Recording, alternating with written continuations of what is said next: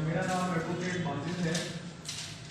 मेरे जो क्लाइंट हैं मौलाना नासिर नकवी साहब, उन पर में अपनी दीनी और समाजी खिदमत के हवाले से अपना एहसान कल मेरे को एक फ़ोन कॉल मौसूल हुई जिसमें कुछ लोगों ने इनसे रब्ता किया और उन्होंने इनको खालिया अजवा होटल में इनको बुलाया। वहाँ पे एक प्रोग्राम था चूँकि पंजाब गवर्नमेंट ने उस पर पाबंदी आई की है, तो कुछ दवाइयाँ जो किसी तकलीफ थी और इसमें इनको जाने के लिए उन्होंने गुजारिश की।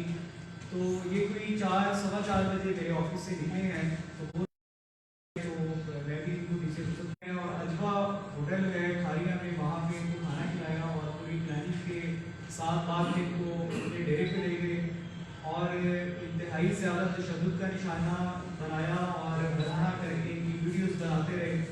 और इसकी जो बुनियादी वजह है वो मजदी साहब का एक हमेशा माशरे में बड़ा मस्बत किरदार रहा है। बहुत सारे सोशल इशूज़ होते हैं और जो हमारी मामलात होते हैं उसके लिए अपने मुनफरिद अंदाज में लोगों को इस्लाह भी करते रहते हैं और लोगों को समझाते भी रहते हैं और अपना मखसूस पैगाम भी पहुँचाते हैं।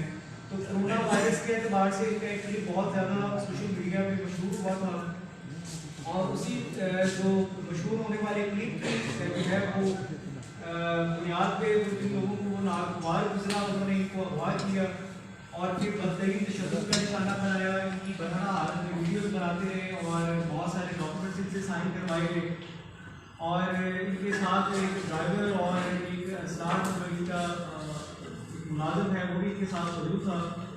और सुबह जो है वो इनको लाहौर गाड़ी को चला के इनको गाड़ी में बांध के ईच गाड़ी में पीछे उन्होंने बिठाया और लाहौर छोड़ के गए और संगीन नताइज की इनको धमकियाँ हैं। तो हमारी अरबाब इख्तियार से गुजारिश है कि अगर इस तरह के जो समाजी और दीनी उलमा हैं जिनका हमारे माशरे में बहुत अहम किरदार है, अगर उनकी जान माल का तहफ़्फ़ुज़ जो है वो इस रियासत ममलकत खुदादाद में नहीं है तो आम आदमी का क्या हाल होगा। तो तफसीली तौर पे मदनी साहब भी आप लोगों से मुखातिब होंगे, तो अगर कोई सवाल होंगे तो हम उनके भी आपको जवाब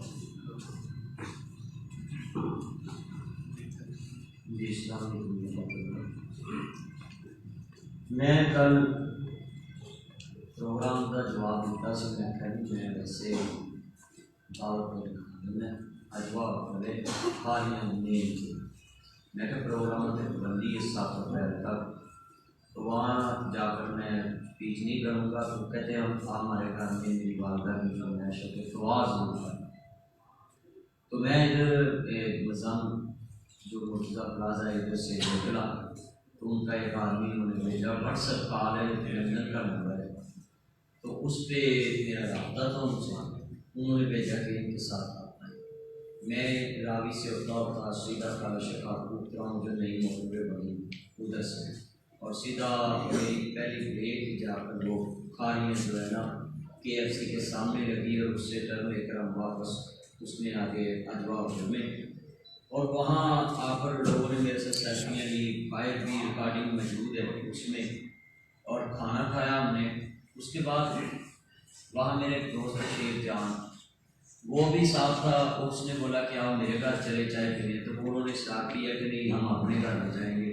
तो उन्होंने बोला कि मेरी वालदा ठीक नहीं, मतलब सब आप मेरे घर आ जाना उनसे होकर। वो मुझे उधर से 2 आदमी लेकर जो है ना चले गए।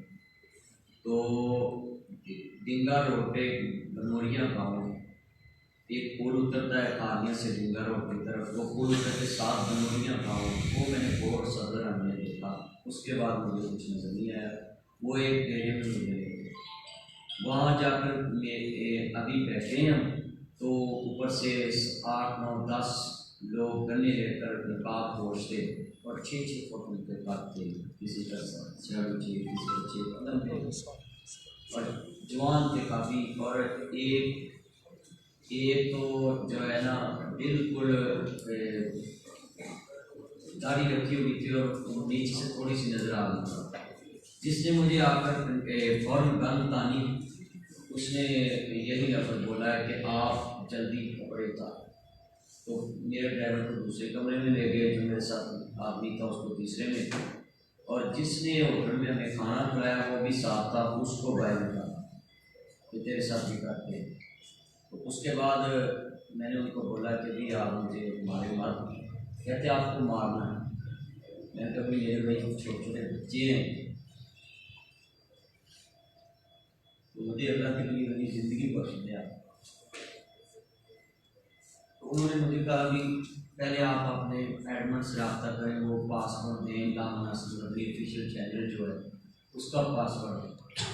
वो मैंने फिर नंबर मैंने कभी मेरे मोबाइल आपके पास, तो फिर मेरे से उन्होंने पासवर्ड लिए, नंबर मेरे सेटों के, और दोनों से नंबर निकलवाए। जो मेरे ये इमरान साहब थे इधर कैमरा मैन और अदनान भाई, इनके साथ फ़ोन पे बात कराते थे मेरे नंबर से, और जो जो पासवर्ड पूछते जाते थे मैं उनको पूछता था, ये बताते नहीं थे।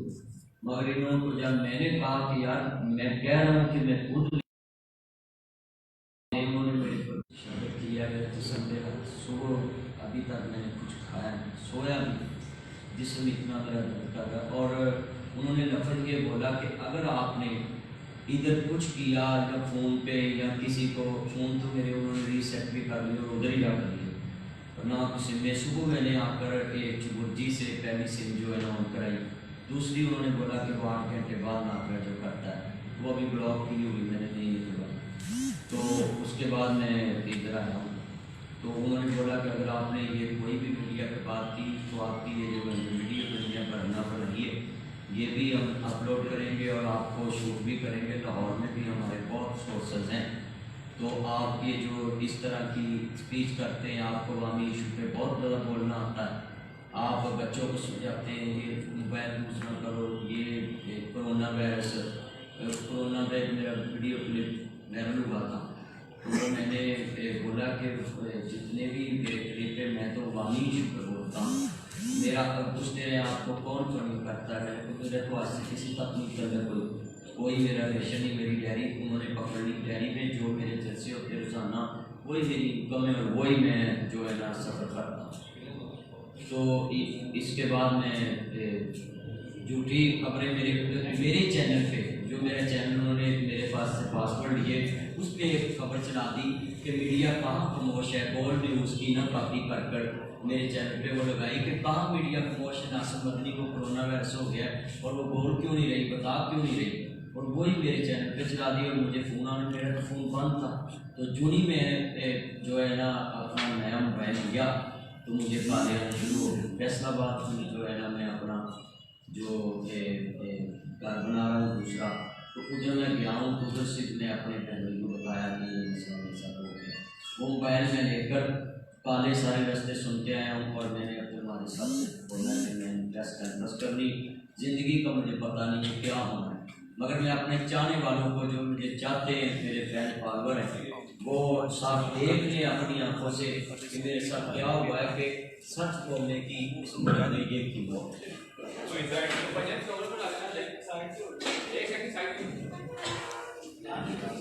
मदनी साहब सासा ये भी बताओ कि ना तशद्दुद कैसे किया है, लोगों के साथ किया, पत्थरों के साथ कैसे किया।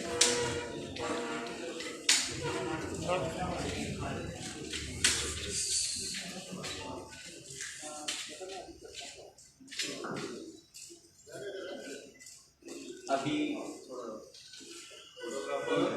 पीछे भी है फोटोग्राफर से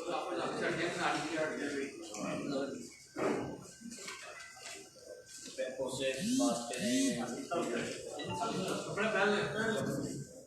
और फिर ये बोलते हैं कि अगर आपने मीडिया टॉक की तो ये आपकी ज़िंदगी का आखिरी दिन होगा। मैं साहब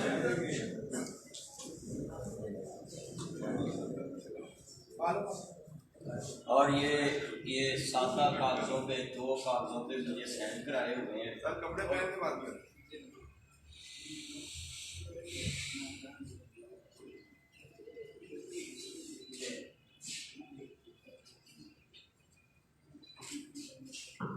ये भी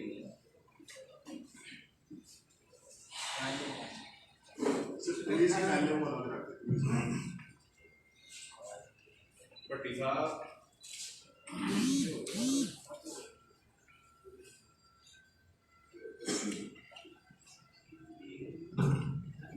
और वो एक क्लिप मेरा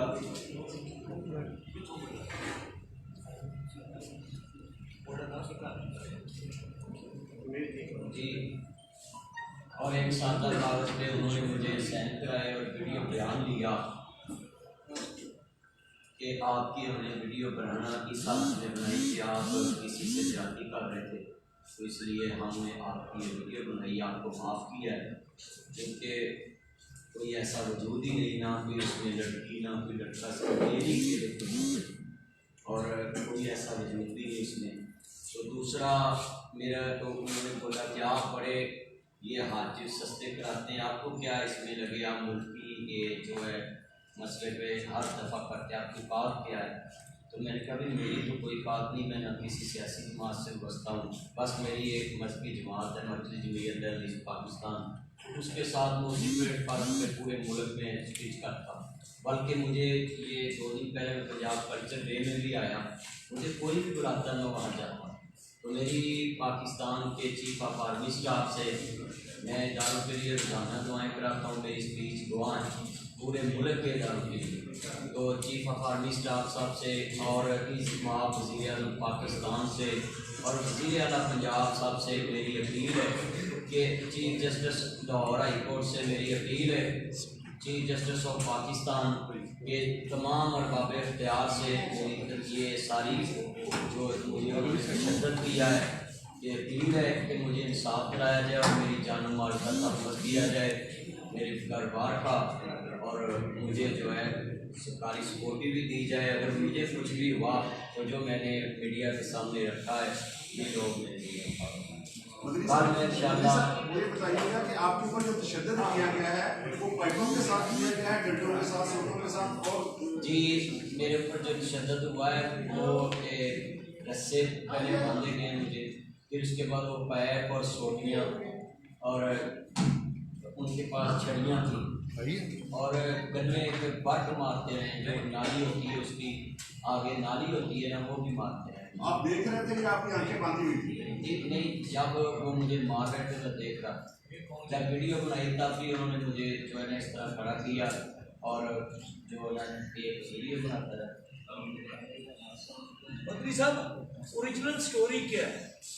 ये तो सारा वाकया होगा जो आपके साथ हुआ है, इतना तशद्दुद हुआ, इतनी मारपीट हुई, कुछ ना कुछ तो पीछे आपके इल्म में भी होगा। मेरे इल्म में तो ये नहीं है, मेरे इल्म में यही है कि मैं जो कोरोना वायरस पे एक क्लिप बनाया था कि फूकों जो है ना मारते हैं, तो आप भी मारे फूके कोरोना पे भी, तो उनके कुछ जाने वाले लोगों ने मुझे जो है कोरोना के जाने वाले लोगों नहीं, कोरोना वायरस पे जो फूके मारते हैं मुल्क में अक्सर लोग फूकों से इलाज करते हैं ना, फूकों से इलाज करते हैं अक्सर लोग।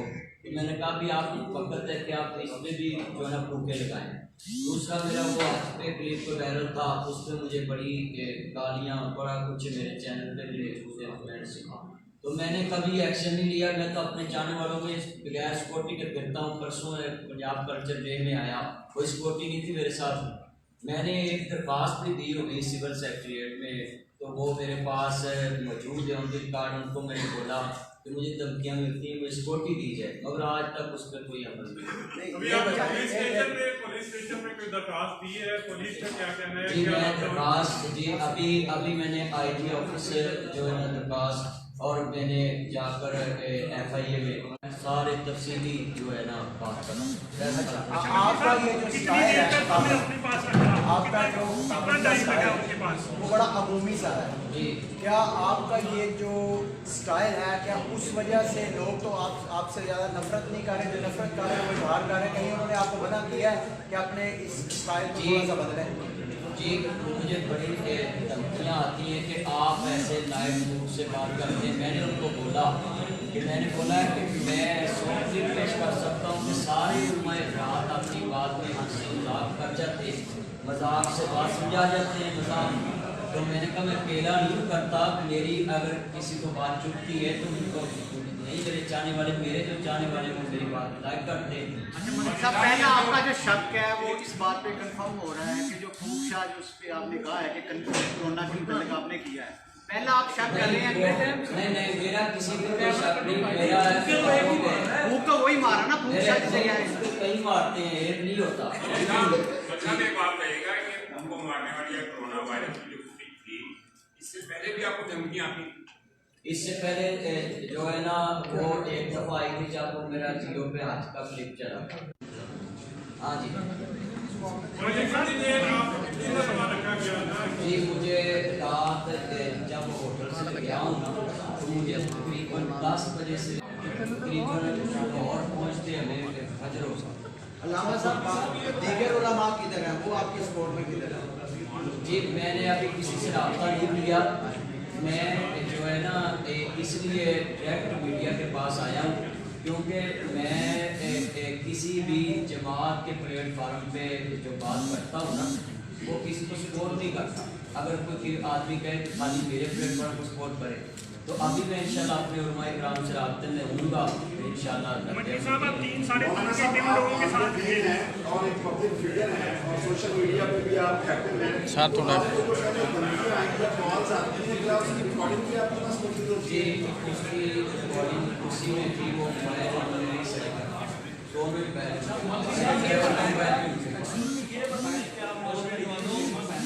आपको भी यहाँ मार्केट को बुलाने सरकार ने बुलाया था, आप जाने तो ऐसे खास को मैंने आपको बुलाया, आपको जानने वाला होगा जिसके खिलाफ आपने एप्लीकेशन देनी है। जी, आप भाई नेम देने वो के ऐसे लिए नाम मालूम अफराद के नहीं नहीं, मैं तो माई नेम दूंगा रिजवान सबको बताए ना जो बंदा है व्हाट्सएप पे उसका नंबर बना वो व्हाट्सएप पे कॉल करना उसका जिक्र करे, उसका नाम ले ताकि उसके खिलाफ जो है वो ड्यूटी वो कार्रवाई मैं दरखास्त में उसका जिक्र भी कर दूंगा और आप भी कर दिया है तो उसका दाढ़ी छोटी छोटी उसकी गाड़ी है और जैसे अगर आपके पास तस्वीर है तो वो भी शेयर करें, हम मीडिया में उसे हाँ जी, वो भी इंशाल्लाह जो मेरे वायरल उधर है ना उसने स्टेटस का उन्होंने शेयर की, उनके पास यही सेट है मगर हम तस्वीर उसकी निकलवाने मंत्री साहब आपके जो कतई नशीर हैं उनसे एक सवाल है कि अगला राय अमल जो है वो क्या होगा? Thank you sir, thank you.